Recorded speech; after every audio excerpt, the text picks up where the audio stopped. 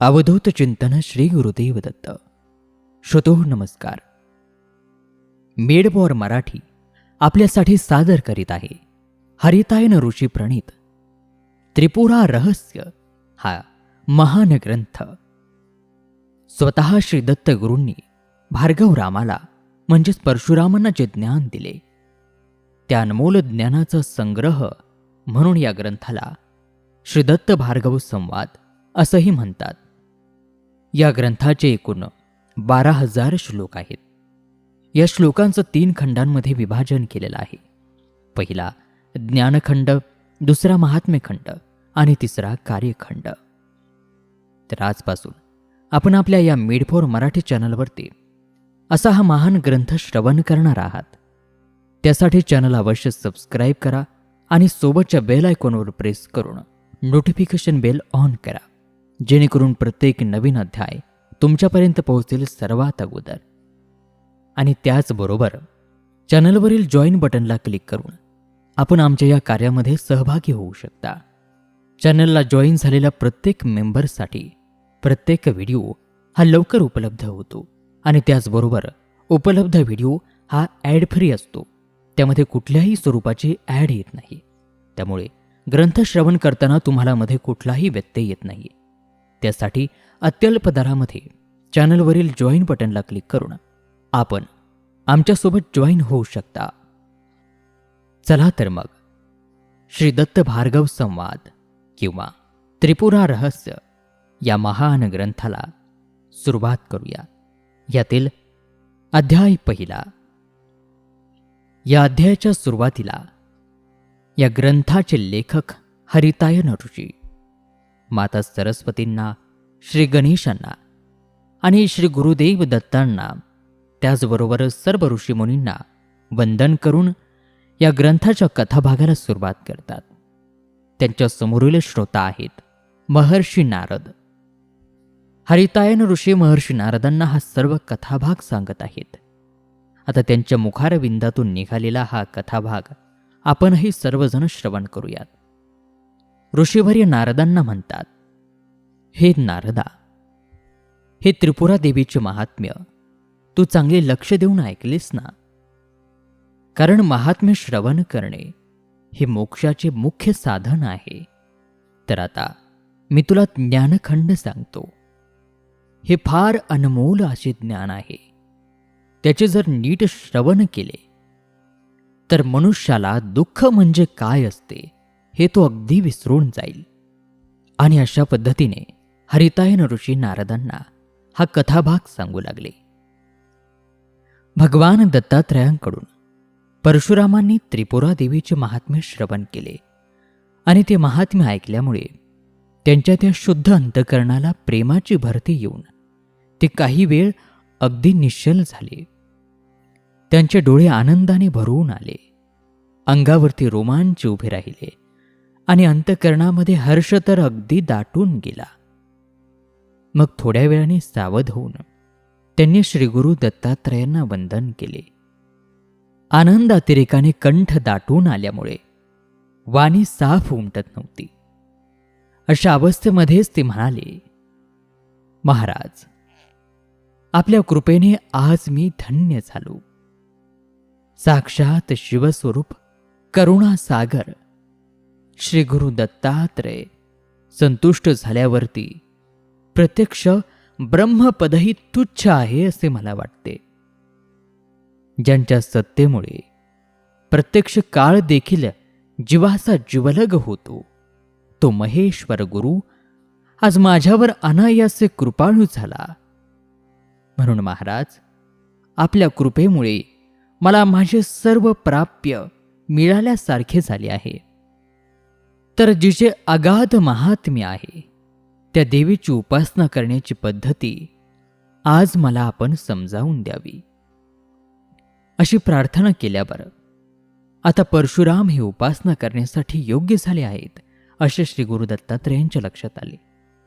आणि ईश्वर सेवेमध्येच आपले खरे कल्याण आहे अशी परशुरामांची श्रद्धा आणि त्यांचे प्रेमळ अंतकरणही पाहून उपासनेचा सर्व क्रम श्री गुरु दत्तात्रयांनी परशुरामांना समजावून दिला. परशुरामांनीही ती सर्व कर्मे वगैरे ध्यानात घेऊन पुढे अभ्यास करण्यासाठी एकांतामध्ये जाण्याबद्दल त्यांनी श्रीगुरूंची अनुज्ञा मागितली आणि ते दूरवर असलेल्या महेंद्र पर्वतावर गेले. तेथे जाताच त्यांनी आपल्या मनाला ज्यायोगे आल्हाद वाटेल असे एकांत स्थान तयार केले आणि त्यांनी आपल्या उपासनेला आरंभ केला.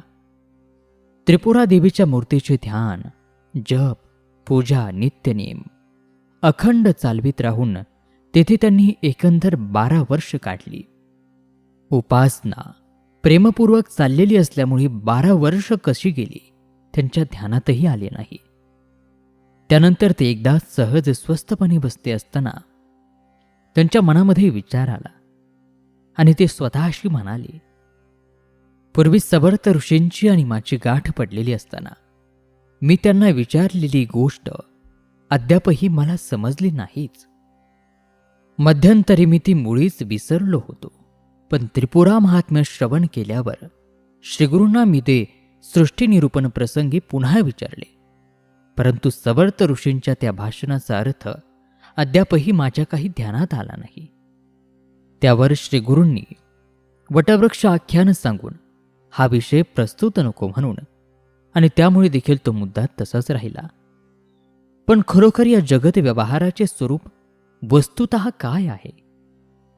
एवढे मोठे हे विश्व उत्पन्न कसे झाले आणि हे चालले आहे तरी कोणीकडे? आणि हे चाललेले विश्व मुक्काम कोठे करणार? पाहिले तर जगामध्ये एक वाडीही स्थिर नाही. हरेक क्षणी त्यामध्ये पालट होत आहे. पण सर्व जगत व्यवहार स्थिर किंवा कायमचा दिसत आहे. हे असे कसे काय? या चमत्कारिक व्यवहारांमध्ये मला विचार असा कोठे आढळतच नाही. आंधळे जसे एकामागून एक चालत जातात त्याप्रमाणे हे सारे लोक वागत असलेले उघड दिसतात. याला माझे स्वतःचेच उदाहरण पुरे आहे. माझ्या बालपणी काय काय घडले ते मला आठवतही नाही. तरी पण कुमार अवस्थेमध्ये माझी वागण्याची तऱ्हा एक प्रकारची आणि तरुणपणामध्ये दुसऱ्या प्रकारची आणि हल्लीचा हा माया व्यवसाय तर त्याहूनही निराळा. पण या सर्वांपासून मला फळ काय मिळाले ते समजत नाही. जो जो पुरुष ज्या ज्या वेळेला जो जो उद्योग करतो तो तो नीट विचार करून बरोबर फळ मिळावे म्हणून करतो. पण इतके करूनही आजवर कोणाला काय मिळाले आहे? कोण सुखी झाला आहे? फळ मिळाले असेल म्हणतात खरे, पण तो एक वेडेपणा आहे. मी त्याला फळ म्हणतच नाही, कारण की जग पुन्हा तो उद्योग करण्यासाठी धावतच असतात. मला सांगा की एकदा जर फळ मिळाल्यावर आणखी पुन्हा फळाची इच्छा कशी व्हावी? फळ तर त्यालाच म्हणावे की ज्याने दुःखाचा नाश होतो किंवा सुखाची प्राप्ती होते. परंतु मला अमुक कर्तव्य तर केलेच पाहिजे असा कर्तव्यशेप जोवर आहे तोवर दुःख संपणे नाही आणि सुख होणे नाही. कर्तव्याचे ओझे हे सर्व दुःखाचे दुःख आहे. ते असेपर्यंत दुःखभाव आणि सुखप्राप्ती हे कधीही होणार नाही. सर्व अंग होरपळून गेले आणि पायावर चंदनाचा लेप लावतो किंवा बाण लागून काळीज अगदी फाटून गेले आणि अप्सरा आलिंगन देत आहे. हा प्रकार कर्तव्यशेप असताना सुख मिळवणाऱ्या मनुष्याचा होतो. क्षयाने मरणाच्या पथाला लागला आहे आणि संगीत ऐकण्याचा प्रयत्न चालला आहे. खरे सुखी जगामध्ये तेच आहेत की ज्यांना काही कर्तव्य राहिलेले नाही आणि म्हणून जे पूर्ण तृप्त आणि अंतर्बाह्य शांत झाले आहेत. अहो, मला हे कर्तव्य केलेच पाहिजे असे मनामध्ये वागवीत असूनही कोणाला कुठे सुख होणे जर शक्य असेल तर सुळावर दिलेल्या मनुष्यालाही गंधपुष्पापासून सुख मिळेलच. अहो, या शेकडो कर्तव्यांनी अगदी व्यापून गेलेला पुरुषही ज्या अर्थी सुखाची आशा धरीत असतो त्या अर्थी हा मोठा चमत्कारच म्हणावा लागेल. या विचाराचे महात्म्य वर्णन तरी किती करावे? कोट्यावधी कर्तव्यांच्या पर्वताखाली चुरडून गेलेले लोकही स्वतःला सुखी समजतात. सार्वभौम राजाचा जसा सारखा उद्योग चालू आहे तसा अगदी भिकाऱ्याचाही चालला आहे.